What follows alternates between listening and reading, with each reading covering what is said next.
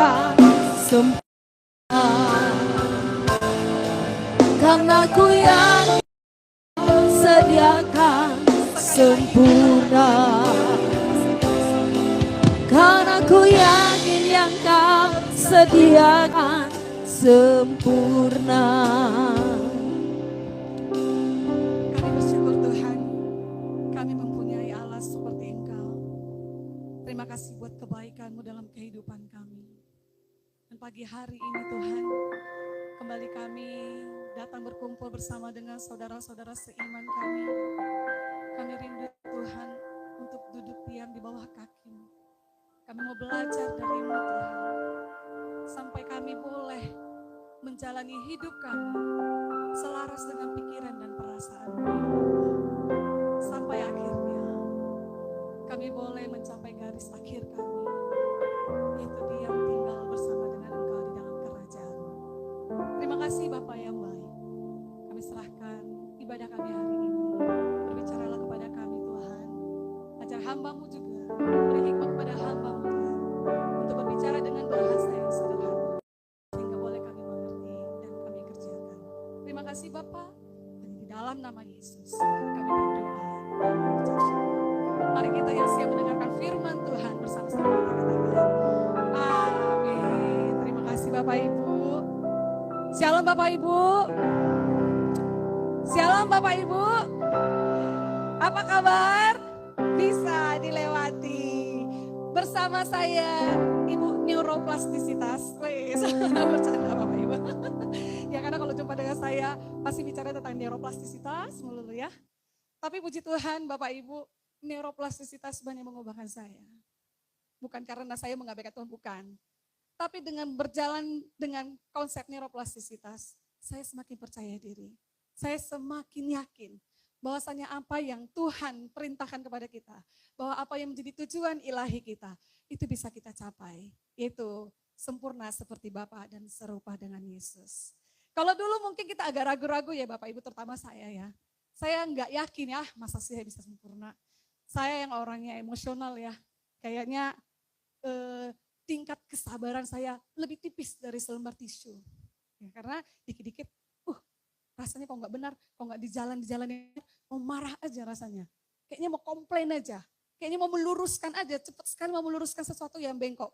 Tanpa berusaha untuk memberi ruang kepada teman-teman atau saudara yang lain. Maksudnya mereka juga perlu proses, perlu waktu. Tapi seiring berjalannya dengan waktu, saya menemukan satu hal yang baru. Yang bagi saya itu sangat bisa membantu saya untuk mencapai tujuan akhir saya, yaitu neuroplastisitas. Nah kalau pertemuan yang lalu kita belajar neuroplastisitas dan pemulihan rancangan ilahi. Dari pertemuan yang lalu kita sudah tahu bahwasanya untuk menjadi sempurna seperti Bapa dan serupa dengan Yesus, itu bukan hal yang mustahil. Tapi Tuhan menetapkan tujuan ilahi itu sudah diberikan kepada kita perangkatnya, sudah diberikan kepada kita alatnya. Tinggal kita bagaimana memanifestasikannya. Tinggal kita bagaimana menggunakannya. Tahu nggak kita cara menggunakan perangkat yang sudah Tuhan berikan kepada kita? Nah, pada pertemuan kali ini saya mencoba membahas mengenai mengenakan manusia baru. Bagaimana kita bisa mencapai kesempurnaan kita. Mencapai apa yang Tuhan inginkan dalam kehidupan kita. Dengan cara menjadi manusia yang baru. Menjadi sempurna seperti Bapa dan serupa dengan Yesus bukanlah menjadi sesuatu hal yang mustahil. Jadi hal ini sudah dibuktikan oleh para ilmuwan melalui neuroscience dalam pemahaman tentang neuroplastisitas. Jika menjadi sempurna itu adalah sesuatu hal yang bisa kita capai, seperti halnya Tuhan Yesus sudah duluan mencapai kesempurnaannya. Bukan berarti hanya Tuhan Yesus satu-satunya yang sempurna. Kita juga bisa menjadi sempurna. Ya, kalau Tuhan Yesus sudah membuktikannya dengan perjalanan hidup yang Tuhan Yesus lalui, Tuhan Yesus sudah menjadi teladan buat kita. Tuhan Yesus adalah korpus delikti kita. Maka yang perlu kita pahami adalah bagaimana cara mencapai tujuan ilahi tersebut. Salah satunya yang akan kita bahas adalah berubah menjadi manusia yang baru. Mengapa manusia harus menjadi manusia yang baru? Kenapa kita diajak untuk berubah? Kenapa? Untuk mencapai kesempurnaan. Kita harus meninggalkan manusia yang lama kita dan berubah menjadi manusia yang baru. Masing-masing kita mungkin bisa merenung, siapa saya? Siapa Devi? Saya merenungi apa aja yang menjadi kelemahan-kelemahan saya. Ketika saya memutuskan, saya mau mengikut Tuhan. Ketika saya memutuskan, saya mau meniru Yesus. Tapi saya harus tahu dulu siapa saya. Dan apa kelemahan-kelemahan saya. Nah, mengapa manusia harus menjadi manusia yang baru? Karena identitas dan tujuan hidupnya yang lama, yaitu manusia lamanya, telah binasa oleh karena karya penebusan Kristus yang sempurna di kayu salib dan telah memberikan kita identitas yang baru sebagai ciptaan yang baru. Kita buka di Roma 6 ayat 6. Roma 6 ayat 6. Ya. Dalam Roma 6 ayat 6 dikatakan, karena kita tahu bahwa manusia lama kita telah turut disalibkan. Manusia lama kita telah turut disalibkan supaya tubuh dosa yang supaya tubuh kita yang penuh dengan dosa itu hilang kuasanya. Dan agar jangan lagi kita menghambakan diri kita lagi kepada dosa. Ya, jadi kenapa kita harus berubah menjadi manusia yang baru? Yang pertama itu karena manusia lama kita sudah turut disalibkan ketika Yesus menebus kita di kayu salib. Sehingga dosa-dosa lama kita itu sudah ikut mati. Nah, kalau misalnya dosa kita sudah ikut mati bersama dengan karya penebusan Kristus di kayu salib, maka dari situ kita harus menyadari, saya sudah ditebus oleh Yesus dan saya menjadi ciptaan yang baru. Tapi apakah yang dikenal, apakah yang disebut dengan ciptaan yang baru? Kalau kita masih dengan karakter kita yang lama, kalau kita masih dengan cara hidup kita yang lama, apakah kita layak disebut ciptaan yang baru? Apakah kita masih bisa menyebut diri kita menjadi manusia yang baru? Kita renungkan bersama-sama Bapak Ibu.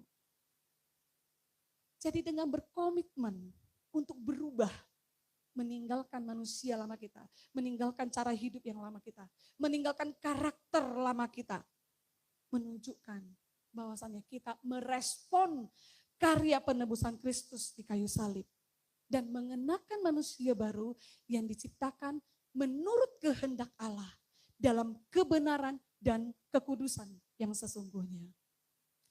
Sama-sama kita baca di Efesus 4 ayat 17 sampai 24. Sebenarnya tema mengenakan manusia baru ini saya ambil dari Efesus 4 ayat 17 sampai 32. Tapi tahap pertama kita bahas di Efesus 4 ayat 17 sampai 24. Efesus 4 ayat 17 sampai 24. Kita bergantian bacanya ya. Atau lebih enaknya bapak-bapak dulu baru ibu-ibu dulu ya. Biar seru. Efesus 4 ayat 17 sampai 24. Oh nggak bisa?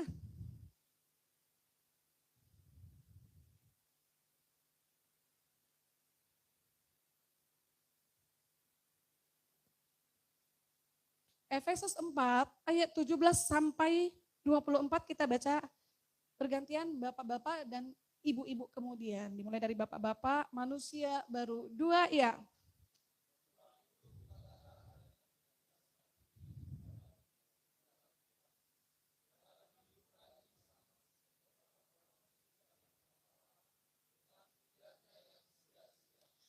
Dan pengertiannya yang gelap, jauh dari hidup persekutuan dengan Allah. Karena kebodohan yang ada di dalam mereka dan karena kedegilan hati mereka.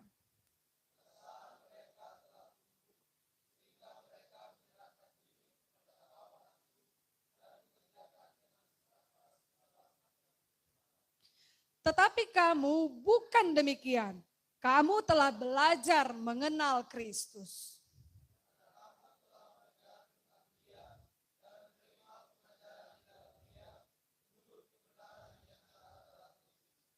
Yaitu bahwa kamu berhubung dengan kehidupan kamu yang dahulu harus meninggalkan manusia lama yang menemui kebinasaannya oleh nafsunya yang menyesatkan.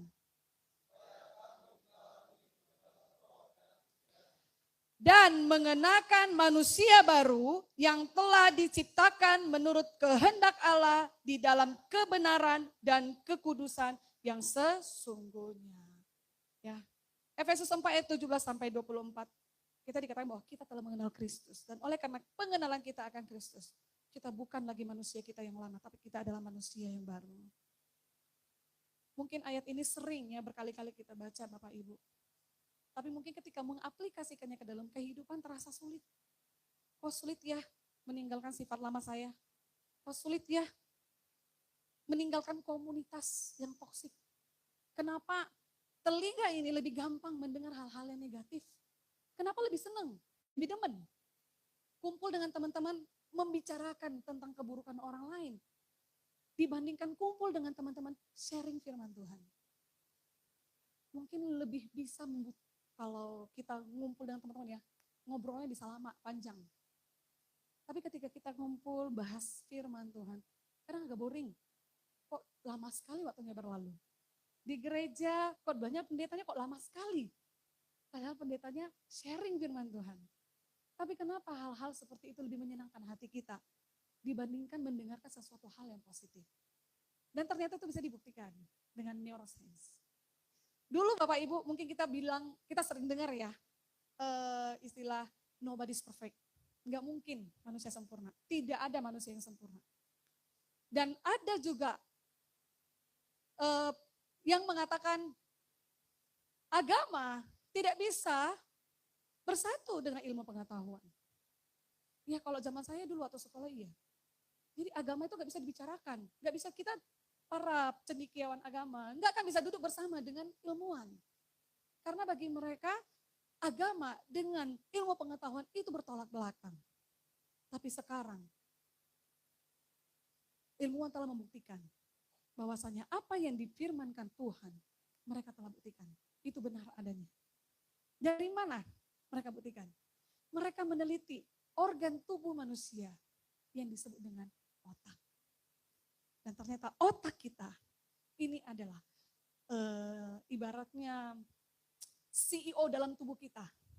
Yang mengatur tubuh kita, yang mengatur pergerakan tubuh kita. Yang mengatur keputusan-keputusan, yang mengatur respon manusia.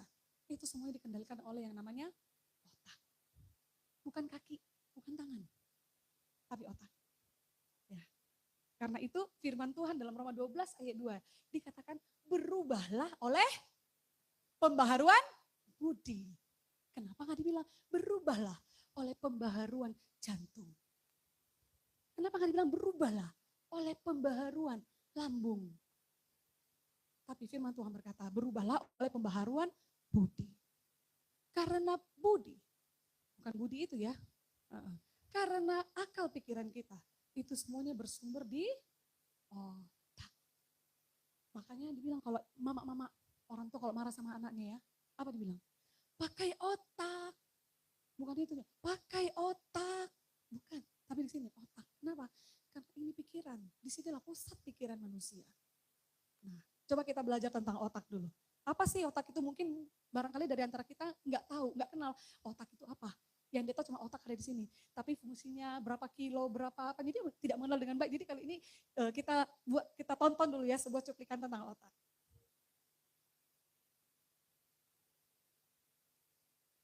Rata-rata otak manusia memiliki berat yang sama seperti buah nanas, ukuran kecil, yaitu sekitar 1,3 kg.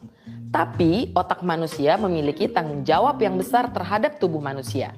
Pada episode kali ini, mari kita membahas bagian, fungsi, dan cara kerja sel otak secara singkat. Agar tahu betapa hebatnya otak dalam membantu manusia berpikir, berperasaan, berinteraksi dengan sekitarnya. Bersama saya, Dr. Selvi Oswari, spesialis bedah saraf dari Rumah Sakit Pusat Otak Nasional.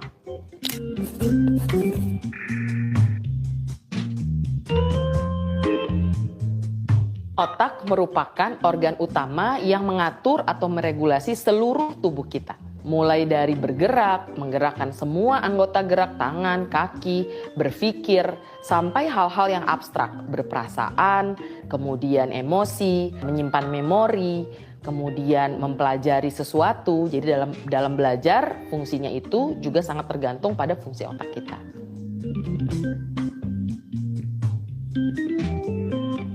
Secara garis besar, otak dibagi menjadi dua, yaitu yang lokasinya di atas, yaitu otak besar, dan lokasinya di bawah, yaitu otak kecil. Pada otak besar, itu merupakan pusat gerakan, pusat bicara, dan pusat kognitif kita yang paling utama.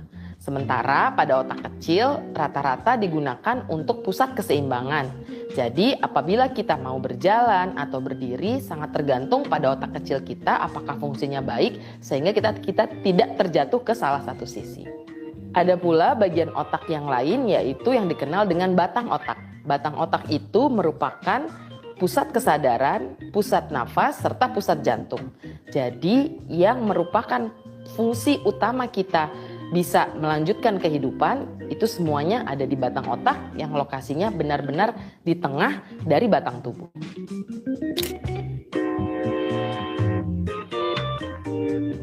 Demikian hebatnya otak manusia ini.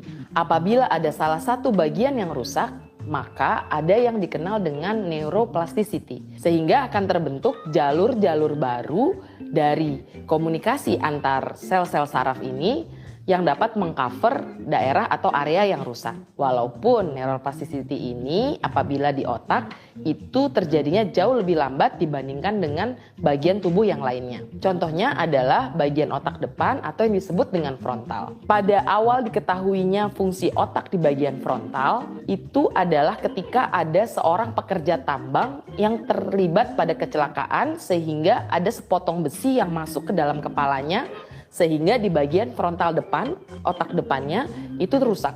Namun pasien tersebut bisa pulang ke rumah, bicara dengan istrinya, bahkan tetap bisa berkomunikasi dengan baik. Hanya saja yang terjadi adalah perubahan kepribadian. Pasien tersebut menjadi sering marah-marah, sehingga ditemukan bahwa otak pada bagian depan ini fungsi utamanya adalah untuk emosi. Artinya apabila ada kerusakan dapat diambil alih oleh sisi otak yang lain atau bagian dari otak yang lain, namun secara fungsi dasar masih dapat menjalankan fungsinya sebagai manusia biasa. Demikian pembahasan mengenai bagian-bagian otak. Saya Dr. Selvi Oswari, spesialis bedah saraf, Rumah Sakit Pusat Otak Nasional. Sampai jumpa pada pembahasan berikutnya.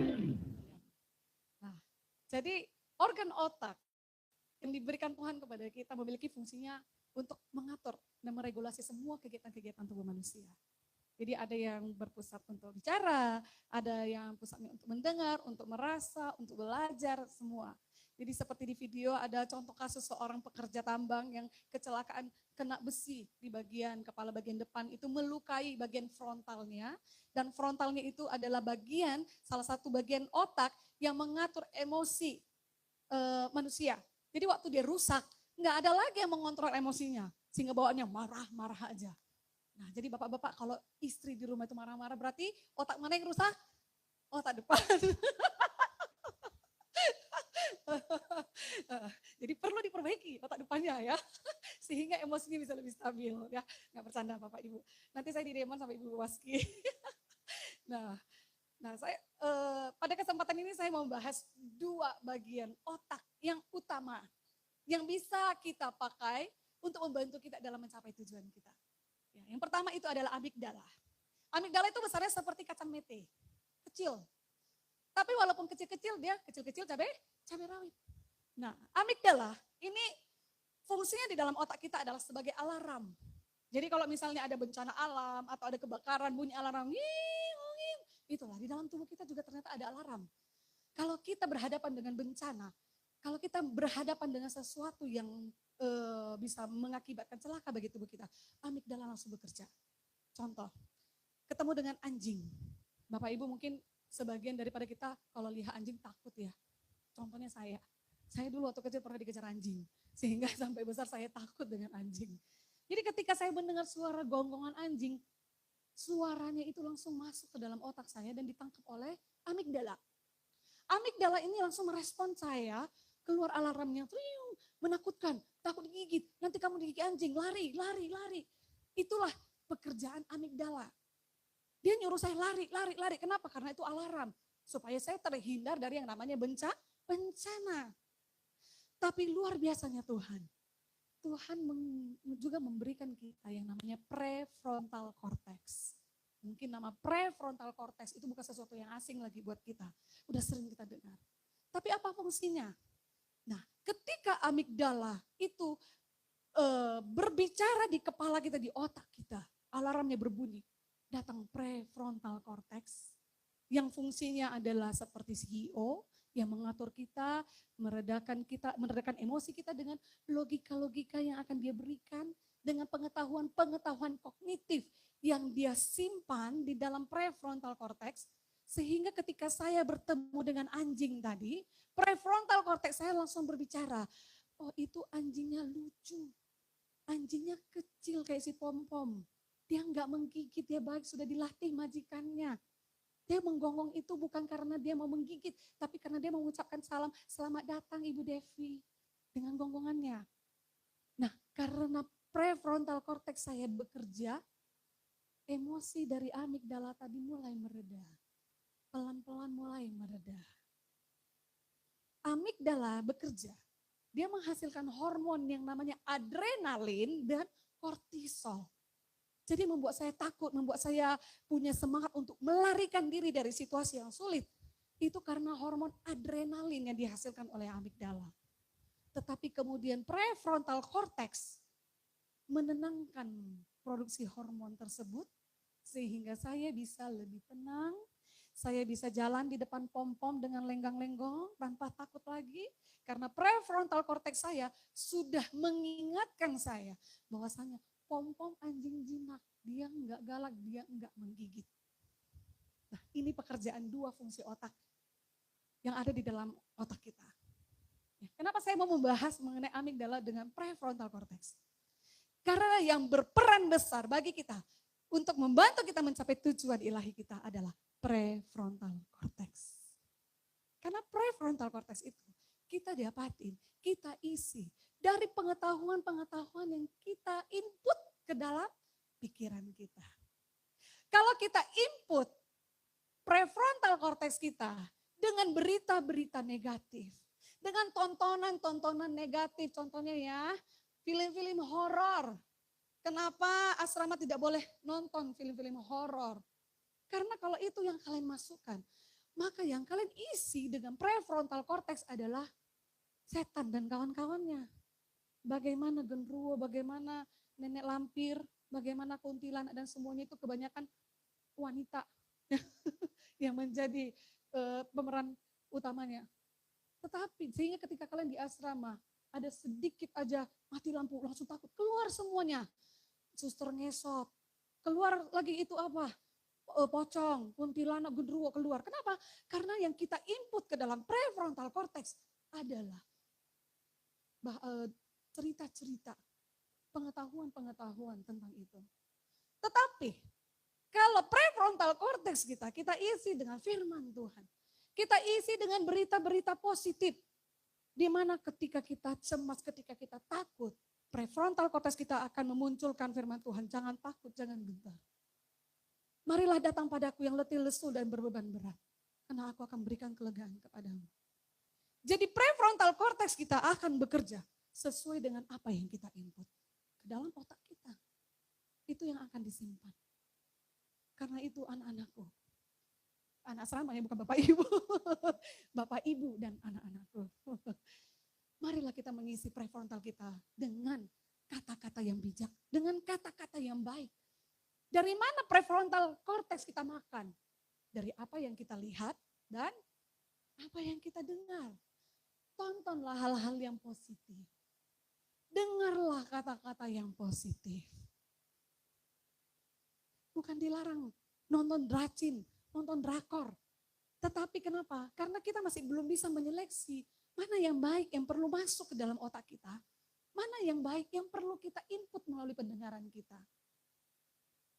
Jadi selama di asrama, selama masa pendidikan, ayo latih dirimu untuk menyenangi namanya firman Tuhan.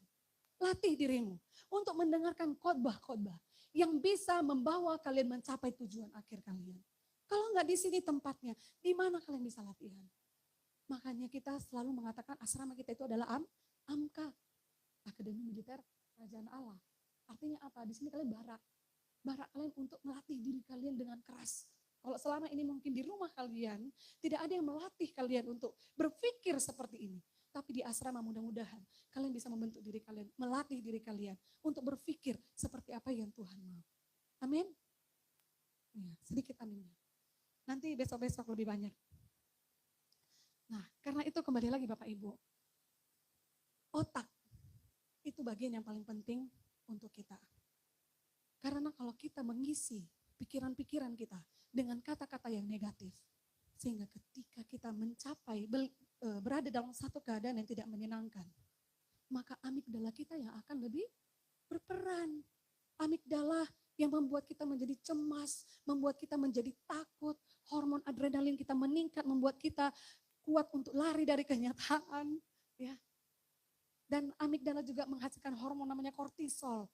Dan kalau kortisol itu bertahan lama di dalam otak kita, itu yang akan membuat orang memutuskan untuk bunuh diri. Dia nggak sanggup menghadapi kehidupan ini.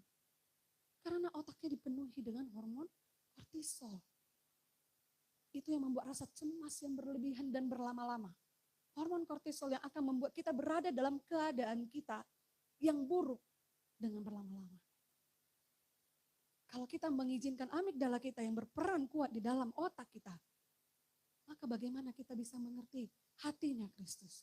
Bagaimana kita bisa berjalan dengan pikiran dan perasaannya Kristus? Tetapi kalau kita mengaktifkan prefrontal cortex kita dengan hal-hal yang positif, dengan firman-firman Tuhan yang sering kita dengar, sehingga ketika kita menghadapi satu masalah, mau banjir kayak, mau gempa bumi kayak, atau mau maaf kalau ada yang berduka, dia akan lebih kuat. Karena prefrontal cortex-nya memberikan informasi-informasi yang tepat, memberikan informasi-informasi yang positif, yang mengalahkan kerja amigdala yang menghasilkan hormon adrenalin dan kortisol tadi. Nah, jadi saya mau memberikan Bapak Ibu sebuah ilustrasi supaya gampang dimengerti. Ibaratnya satu ruangan ini adalah otak kita. Ya, bisa dibayangkan ya Bapak Ibu, ruangan ini adalah otak kita.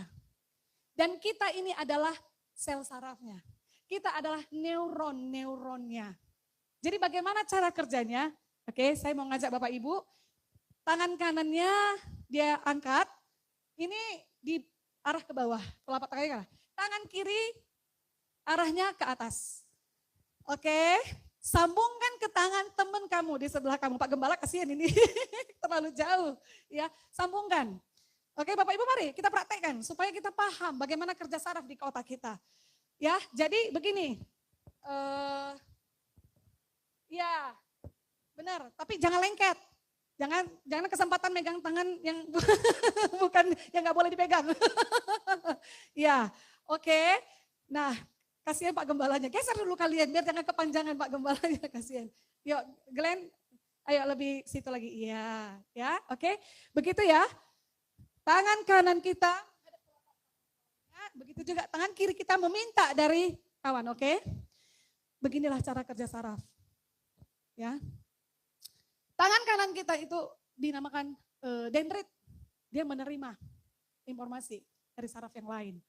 Dia presinaps, memberikan informasi. Tapi yang kiri menerima, ya. Nah, pertemuan antara tangan kanan dengan tangan kiri kawan kita kan ada celah itu, ada lubang, itu namanya sinaps. Apa? Sinaps. Jadi ketika tangan kanan kita melepaskan sesuatu, memberi sesuatu kepada, iya contohnya begitu Miss Evi benar. Iya, yang Miss Evi lepaskan itu adalah neurotransmitter. Itulah yang akan diterima oleh siapa namanya? Grace, Grace, ya kan? Nah kemudian itu informasi akan diteruskan ke Diki, ya. Diki, tadi Grace melepaskan ke Diki menerima dan Diki akan meneruskan ke Pak Gembala. Begitu seterusnya, begitu cara kerjanya. Oke? Nah, udah capek? Oke. Kira-kira udah nangkep ya cara kerja sel-sel saraf. Bagaimana kalau sel sarafnya rusak? Ya. Coba sekali lagi Bapak Ibu bikin dulu lagi tangannya. Ya. Oke, ini masih nyambung ya. Masih nyambung dari angel, nyambung terus sampai ke si ampere. Tapi ketika Diki lepaskan tangannya ke Pak Gembala, lepas. Nyambung nggak? Putus. Oke, turunkan tangannya. Ketika sambungan sel saraf ini putus, maka putus jugalah informasi. Putus jugalah semua neurotransmitter yang akan disampaikan yang harusnya dari angel berjalan sampai ke ampere. Itu kenapa orang yang sakit stroke bisa lumpuh. Karena sel saraf yang mengatur dia untuk bekerja, sel saraf yang memerintahkan otak, memerintahkan tangannya untuk diangkat, untuk berjalan kakinya, putus, rusak. Jadi nggak heran kalau orang yang bikin malu di luar, dia bilang apa? Udah putus urat sarafnya. Udah putus kurasa saraf malunya. Ya benar, ternyata benar putus. Kalau dulu saya pikir cuma jokes, ya cuma guyonan, ternyata benar. Ya, sel neuron yang mengajarin kita untuk etika, sel neuron yang mengajarin kita untuk bertingkah yang sopan.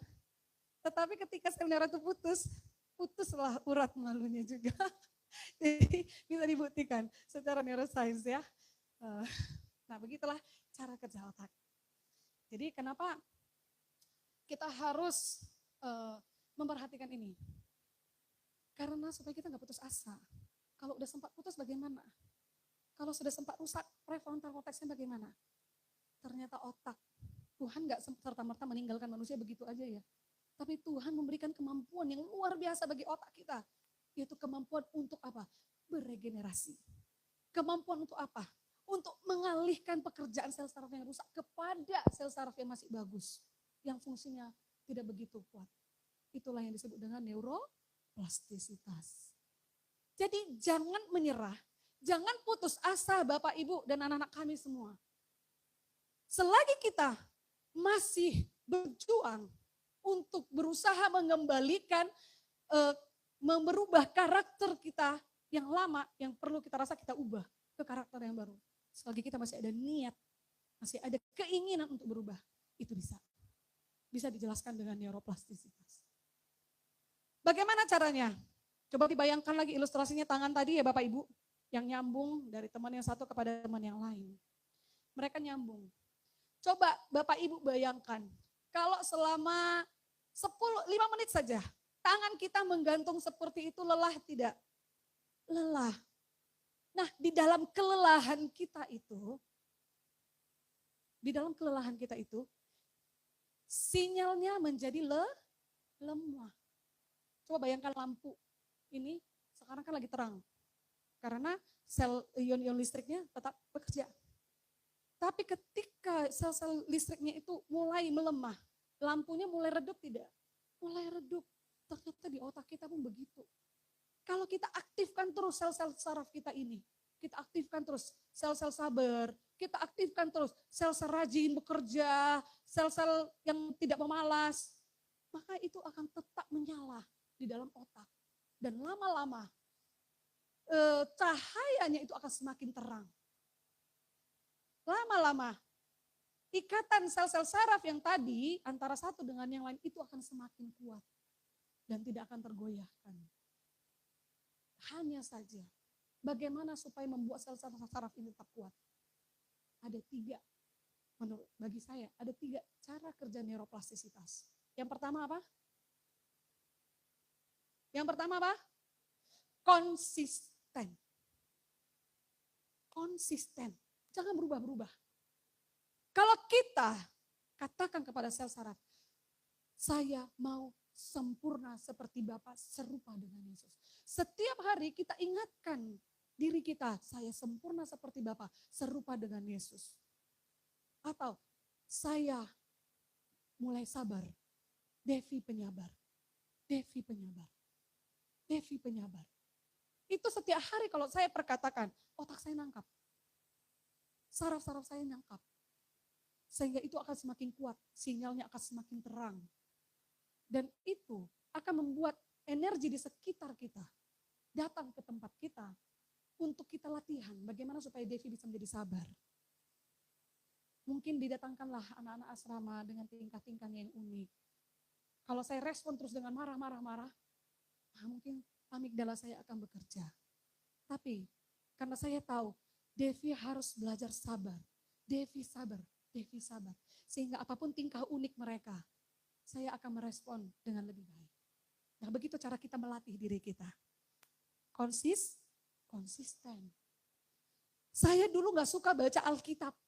Tapi sekarang saya mau rajin baca Alkitab. Apalagi anak asrama begitu datang pertama kali ke asrama kaget. Jam 5 pagi harus doa pagi. Biasanya dia di rumah mamanya jam 8 baru bangun kalau liburan. Kadang jam 10.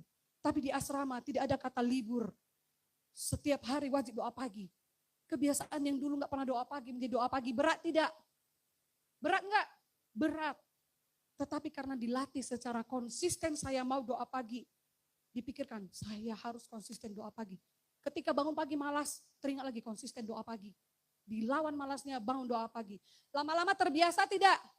Terbiasa. Yang gak pernah baca Alkitab. Udah diajak baca Alkitab bersama. Tapi gak pernah mau, bolong-bolong. Tapi karena saya konsisten, mulai hari ini saya konsisten. Saya komitmen, saya mau rajin baca Alkitab. Bisa nggak jadi rajin baca Alkitab? Bisa. Prinsip pertama tadi, konsisten. Yang kedua, repetisi atau pengulangan. Lakukan hal itu berulang-ulang. Baca Alkitab berulang-ulang.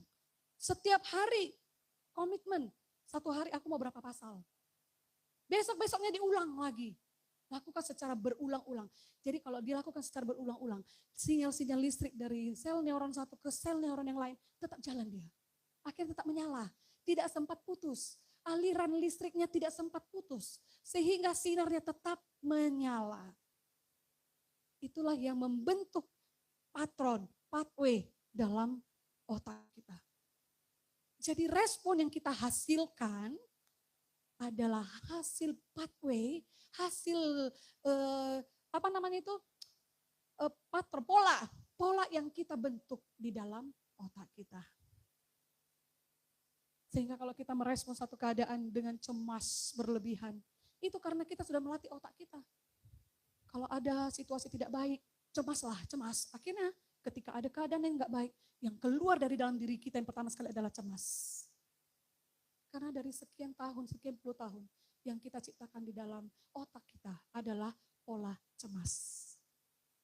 Karena itu Bapak Ibu, kenapa saya bilang neuroplastisitas ini sangat membantu saya, membuat saya semangat. Saya merasa saya punya pengharapan besar, udah pasti lulus saya. Kalau saya bisa melakukan ini, saya pasti berhasil mencapai tujuan ilahi saya. Karena itu saya semangat untuk membagikannya kepada Bapak Ibu. Karena ini dibuktikan oleh neuroscience. Ya, siapa yang menemukan ini? Ilmuwan dari orang bangsa Yahudi. Ya benar nggak? Mereka yang menjadi banyak menghasilkan ilmuwan-ilmuwan. Ya, yang mendapat hadiah Nobel. Karena itu, ayo kita coba. Jangan menyerah, jangan putus asa. Ternyata kita bisa. Ya. Itu tadi dari amigdala dengan prefrontal cortex. Oke, demikian pula kalau misalnya koneksi antara amigdala dengan prefrontal cortex itu ada jembatan. Jembatan antara amigdala dengan prefrontal cortex. Kalau jembatan ini putus, ini yang berbahaya. Sehingga ketika amigdala merespon hal-hal yang mengkhawatirkan tadi, kayak contohnya suara anjing saya dengar. Kalau jembatan prefrontal cortex saya dengan amigdala putus, maka yang saya lakukan ketika melihat anjing adalah lari. Ketika apa yang akan saya lakukan ketika saya dalam masalah adalah terpuruk. Kenapa? Karena alarm itu terus bekerja. Kortisol itu terus bekerja, membuat kita menjadi tidak nyaman, membuat kita menjadi khawatir yang berlebihan. Kenapa? Karena prefrontal cortex dengan amigdala putus jembatannya. Jadi jangan takut Bapak Ibu. Sekarang, kalau kita merasa ada sesuatu masalah di antara prefrontal cortex dengan amigdala kita, yang menyebabkan kita nggak bisa mengendalikan emosi kita dengan baik.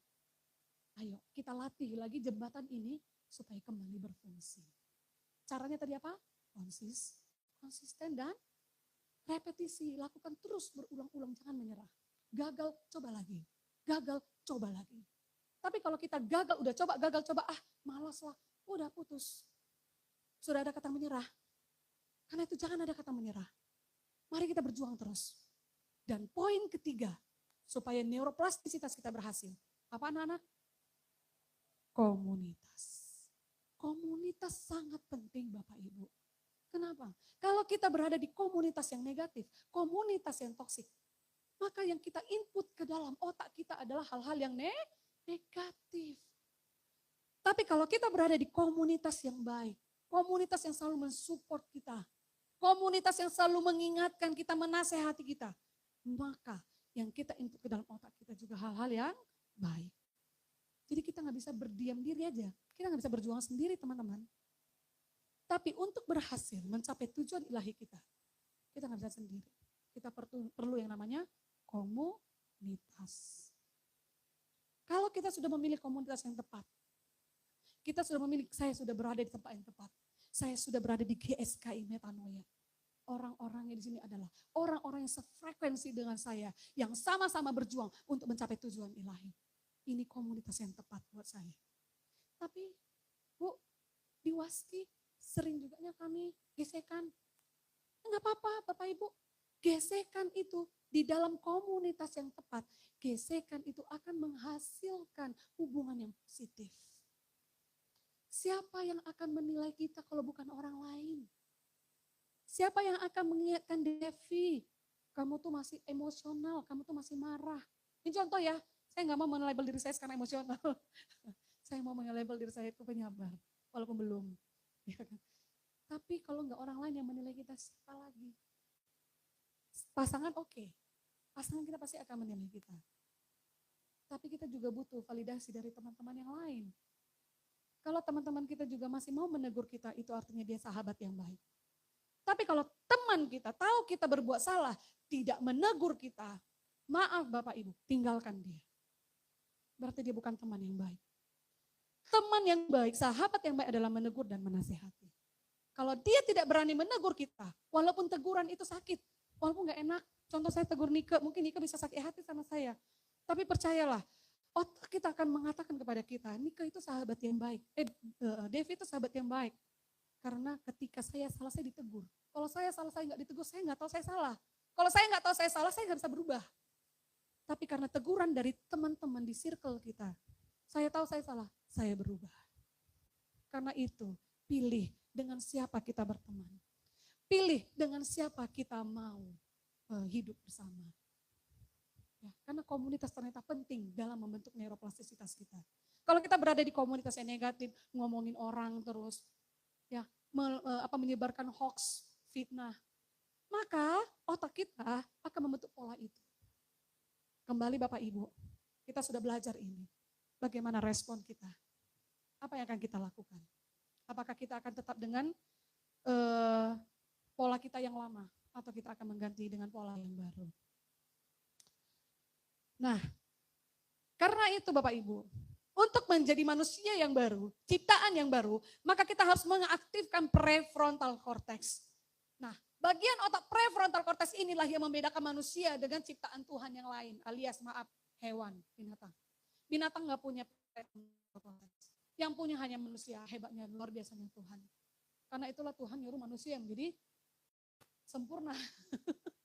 Karena Tuhan sudah memperlengkapi kita dengan prefrontal cortex. Ya. Kalau kita bisa membuat prefrontal cortex menjadi dominan dibandingkan amigdala, maka kita akan dapat membedakan yang mana yang benar dan mana yang salah.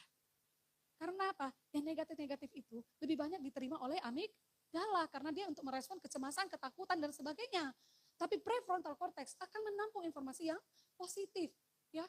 Itulah kenapa dibilang prefrontal cortex itu harus dominan daripada amigdala. Kalau prefrontal kita yang positif, yang dominan, maka kita akan dapat memilih mana yang baik, mana yang salah menurut dengan ajaran ilahi. Sehingga identitas manusia baru diwujudkan dengan relasi yang sehat. Relasi yang sehat. Yang kalau saya sebut ini trialog, bukan dialog. Kalau dialog itu percakapan 2 orang. Tapi kalau trialog itu 3 orang, ada 3. Siapa aja kita? Saya, sesama, dan Tuhan. Kita nggak bisa lepas dari tuntunan Roh Kudus. Kita butuh Roh Kudus. Supaya apa? Supaya mengarahkan kita ke jalan yang sesuai dengan ajaran ilahi.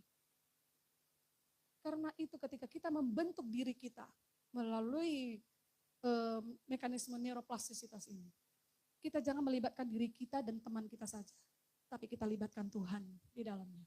Sehingga kita perlu trialog, ya. Prefrontal cortex yang kuat akan membantu manusia mengambil keputusan berdasarkan kebijakan moral dan ajaran agama. Bukan berdasarkan rasa takut, amarah, dan keinginan yang impulsif atau primitif yang dihasilkan oleh amigdala. Kira-kira sampai sini paham ya Bapak Ibu? Bisa ya? Jadi kita cukup belajar cuma 2 aja dulu. Kalau banyak-banyak. Karena kalau banyak aku juga pusing. Amigdala dengan prefrontal cortex. Kita mau buat mana yang dominan? Mau buat yang amigdala kah? Atau prefrontal cortex? Kalau anak-anak kami di asrama paham ini, puji Tuhan, mungkin handphone saya akan cuti. Karena setiap hari ada acara laporan. Mom, aku digini-giniin sama temanku, Mom.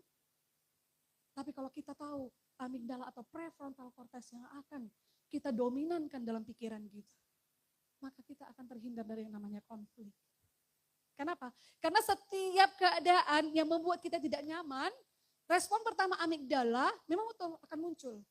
Tetapi yang menentukan adalah prefrontal cortex. Prefrontal cortex kalau kalian dominan, maka kalian akan menganggap itu adalah sebagai apa? Oh, melatih diriku, menguji diriku. Sudah sejauh mana aku mencapai tujuan akhir. Amin? Ya, mudah-mudahan handphoneku cuti dari anak asrama.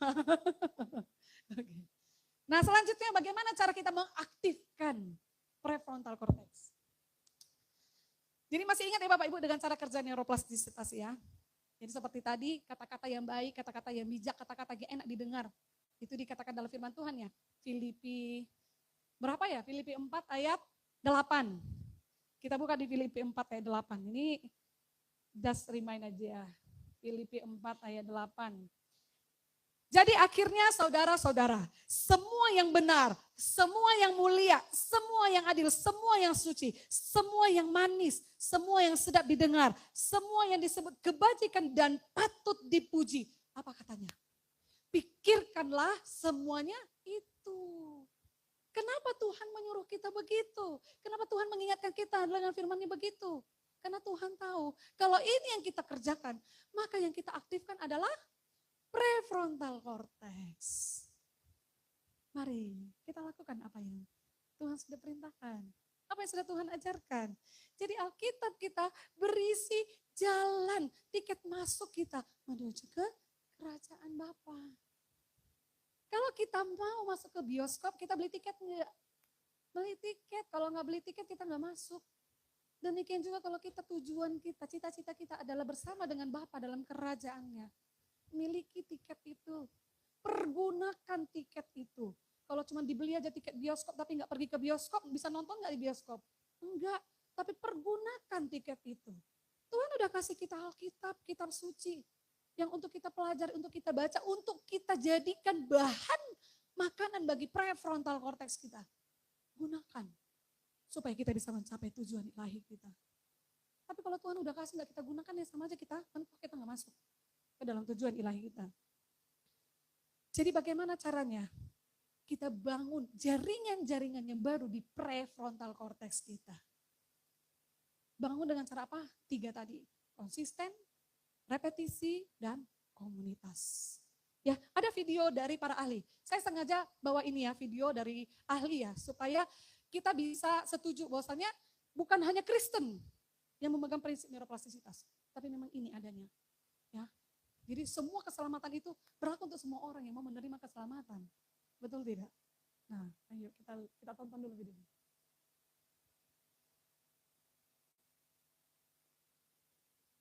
Bahwa otak kita ini, Bapak dan Ibu, selalu tumbuh, selalu berkembang ketika ada stimulasi. Kalau kita nggak stimulasi, maka dia akan berhenti berkembang. Gitu ya. Jadi dia tidak bisa membangun jaringan-jaringan yang kita jangan lain. diam, Bapak Ibu. Nah, otak kita itu, Bapak dan Ibu, beratnya itu cuma 1,3 kg. Tapi terdiri dari 100 miliar sel saraf. 100 miliar. Dan dari 100 miliar neuron itu tadi, ada hubungan koneksi 100 triliun. Bayangin 100 triliun itu berapa? Lalu di 100 triliun hubungan-hubungan itu ada sinyal neuron yang tak terhingga jumlah. Maka dengan potensi yang sebesar ini Bapak Ibu, kita sebenarnya diberikan kekuatan oleh Allah, oleh Tuhan untuk mengatur kehidupan kita. Jadi kita ini diberikan potensi yang luar biasa dibanding dengan makhluk-makhluk lain kan. Dan penelitian terbaru mengatakan bahwa otak manusia itu mampu mengalami plastisitas, yaitu mengalami reorganisasi dalam bentuk adanya interkoneksi baru pada saraf. Ini artinya otak kita dapat dilatih dan dikondisikan agar dapat berfungsi dengan lebih baik dari waktu ke waktu. Anda bisa lihat ya, foto otak ini. Yang tadinya dia tidak terlalu aktif seperti ini, ya, akhirnya bisa membesar. Bayangin ya. Ini berarti ada pertumbuhan otak yang dilatih. Maka jangan remehkan rutinitas. Jangan remehkan hal-hal yang nggak kelihatan sehari-hari, tapi ketika dilakukan dalam waktu yang panjang, dia menghasilkan hasil yang luar biasa. The power of repetition. Ya. Kekuatan pengulangan. Jadi kalau teman-teman merasa sekarang masih mudah bad mood, merasa sekarang ini mudah galau, dan sulit untuk positive thinking, gitu, maka cobalah untuk positive thinking meskipun sulit. Ya, tinggal nunggu waktunya aja. Nanti itu akan menjadi kebiasaan, menjadi koneksi-koneksinya menjadi kuat, dan akhirnya kita terbiasa dengan itu. Begitu Bapak Ibu. Jadi otak kita akan terus berkembang, bisa jadi besar. Ya, kalau misalnya otak kita kecil, gara-gara kita latih terus-menerus, maka volume otak kita juga akan menjadi lebih besar. Karena itu Bapak Ibu, informasi penting buat kita yang masih punya anak-anak. Neuroplastisitas anak-anak itu dihasilkan oleh orang tua. Karena anak-anak belum belajar, anak-anak belajar dari orang tua. Karena itu Bapak Ibu, saya punya pengalaman yang salah. Karena saya dulu belum belajar ini. Saya mendidik anak-anak itu persis seperti tentara. Kalau bapaknya bilang Shaolin, ya dididik anaknya di Shaolin katanya. Karena saya mendapat didikan dari orang tua, apa yang saya terima, ya otomatis itu udah menjadi pola dalam pikiran saya. Dan itu yang saya teruskan ke anak-anak. Sehingga ketika saya mendidik anak saya dengan keras, saya menggunakan kata-kata contoh. Saya suka bilang anak saya, kamu lamban. Karena saya orang cekatan, nunggu dia lama kali. Kamu lamban, ayo cekatan, lemot. Saya bilang, tapi setelah belajar ini saya ngaku bersalah. Tuhan ampuni saya salah. Saya sudah tahu informasi ini dan saya mau berusaha. Tapi respon saya, refleks saya kadang masih keluar. Tapi ketika refleks saya keluar, saya minta ampun sama Tuhan. Tuhan, saya mau mencoba lagi, bantu saya. Karena itu jangan menyerah Bapak Ibu. Kenali diri kita siapa, kenali kelemahan kita siapa. Kita berjuang sama-sama. Kita ganti jalur neuron itu. Pola neuron yang sudah kita bentuk sejak berpuluh-puluh tahun dalam kehidupan kita. Kita ubah menjadi sistem saraf yang baru. Kita ubah menjadi pola yang baru dalam pikiran kita. Supaya kita bisa berhasil mencapai tujuan kita. Jadi neuroplastisitas bukan hanya bekerja pada anak-anak. Neuroplastisitas sampai kita mati tetap bekerja. Jadi buat opung-opung kami yang terkasih, orang-orang tua kami yang terkasih, jangan menyerah. Kita masih bisa. Sampai detik akhir hayat kita, kita masih bisa berjuang untuk mencapai kesempurnaan kita. Ya, karena itu ada lagunya Pak Eros kan apa itu? Apa ya? Yang berpikir seperti Yesus. Itu sempurna seperti Pak, bukan? Ini dia kayaknya. Oh. Ku bersedia Hidup kudus berjalan, takkan lagi dalam percaya dunia. Ajarku berpikir seperti dirimu, bawaku Tuhan dalam perjuanganmu. Ku bersedia hidup kudus tak bercela, takkan lagi dalam percintaan dunia. Ajarku berpikir seperti dirimu, bawaku Tuhan dalam perjuanganmu. Jadi sekarang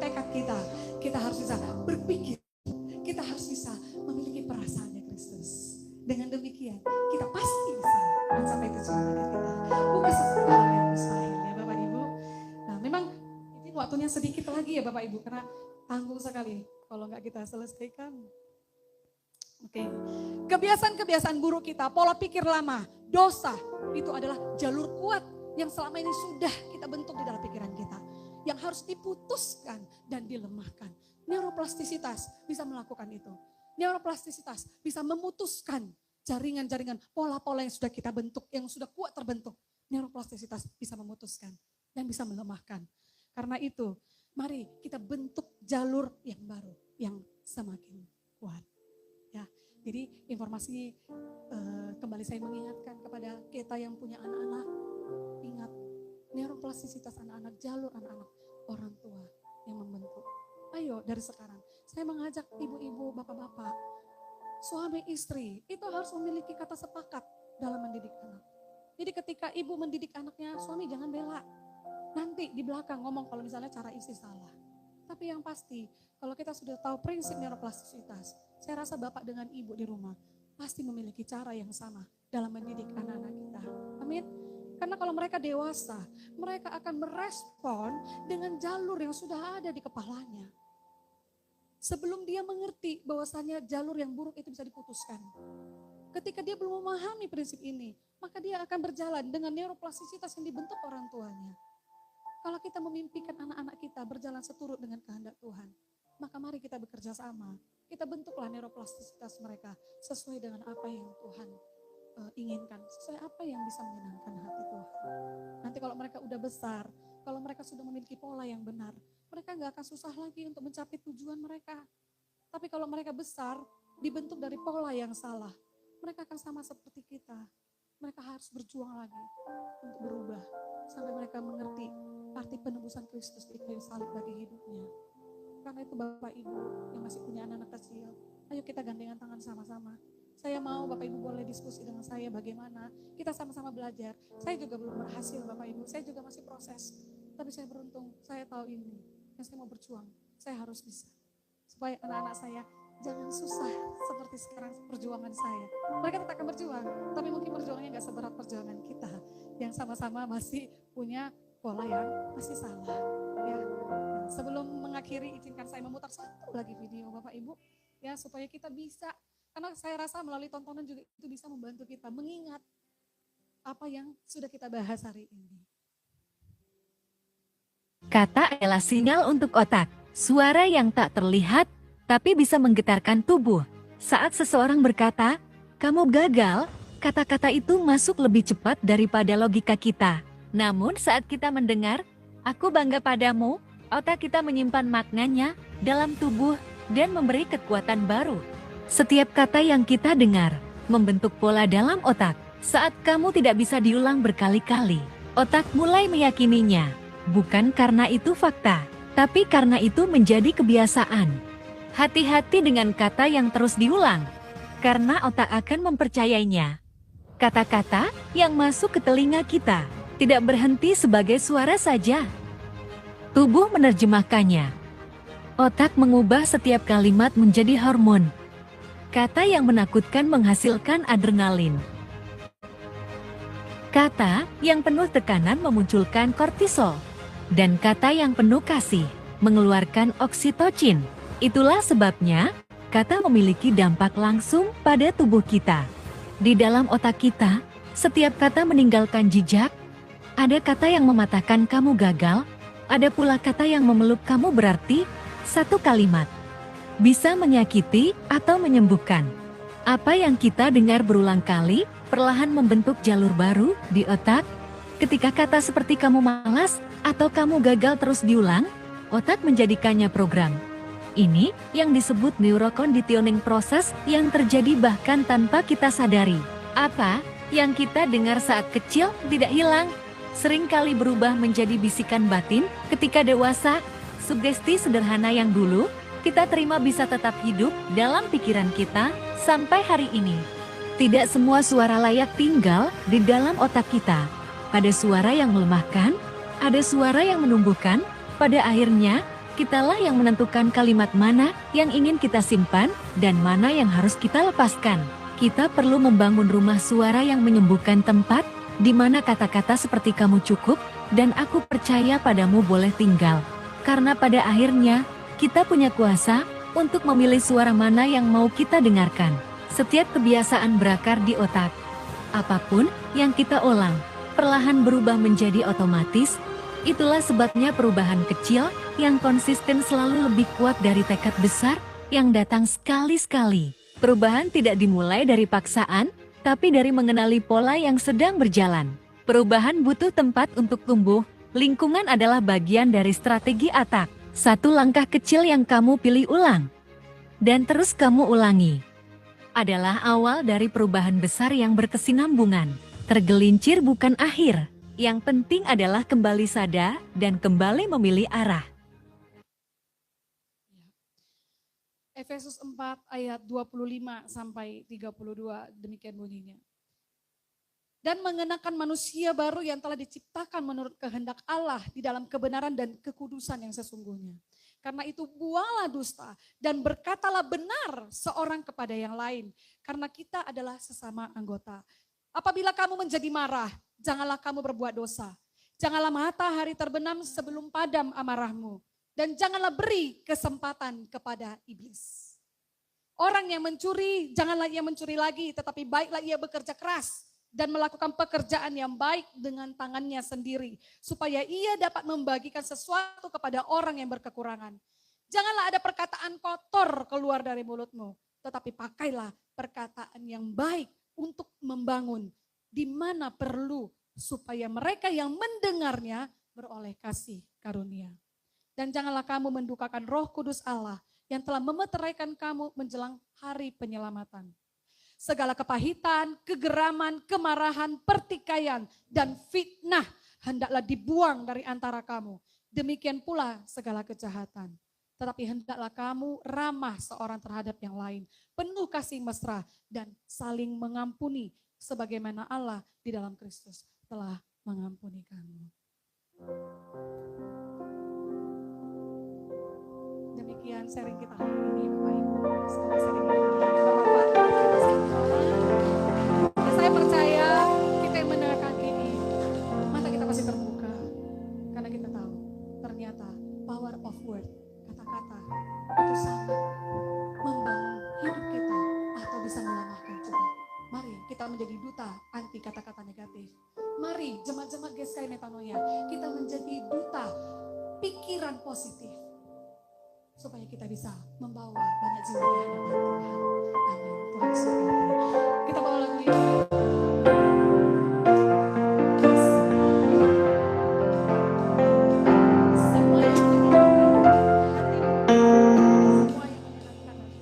Semua yang menyenangkan hatimu, semua yang memuaskan hatimu, mau lakukan segenap hati di sisa umur hidupku ini. Telah banyak waktu yang sia-sia tak ku lakukan kehendak Bapa. Tuhan telah membawa saya dari manusia. Sekarang saatnya takkan ku tunda membuktikan cintaku dengan nyata. Kerinduanku sebelum akhir hidupku melakukan yang Bapa ingini. Segenap hidupku sebagai persembahan yang berkenan di hadapan Tuhan. Bapak terima kasih ya Tuhan pagi hari ini ya Tuhan. Kami kembali merenungilah kedalusanmu sekian kami. Ampunilah jika selama ini Tuhan kami tidak menghargai karya penebusan Semua yang memuaskan hatimu. Kami mau katakan di hadapan Tuhan. Kami mau kembali kepadamu Tuhan. Kami mau kembali menunjukkan respon kami dalam karya penebusan. Tuhan telah membawa kami menjadi pribadi yang baru, menjadi manusia yang baru. Kami perlu Tuhan, ajar kami Tuhan. Sehingga pada akhirnya ketika Tuhan menjemput kami, Tuhan menepati hidup kami karena di hadapan. Kami tahu Tuhan kami sanggup